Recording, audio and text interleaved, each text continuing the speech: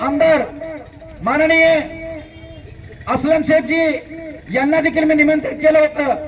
मी खऱ्या अर्थाने मी जाहीरपणे सांगू इच्छितो, माननीय नामदार माजी मंत्री आणि निर्वाचित आमदार या मालवणी विभागाचे मी असलमजी शेख आपल्याला मी जाहीर सांगू इच्छितो, मी आज किती वर्षापासून हे कार्यक्रम राबवतोय, परंतु प्रत्येक वेळा तुम्हाला मान सन्मान दिला, मान सन्मानाने बोलवलं, परंतु आपण आला नाहीत।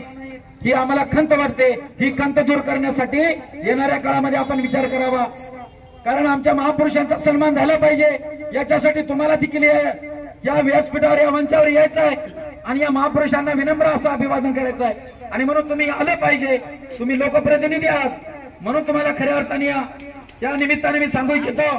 त्याचबरोबर या कार्यक्रमाला माननीय श्री आशिषजी विनोदजी शेलार साहेबांना देखील मी निमंत्रित केलेलं होतं।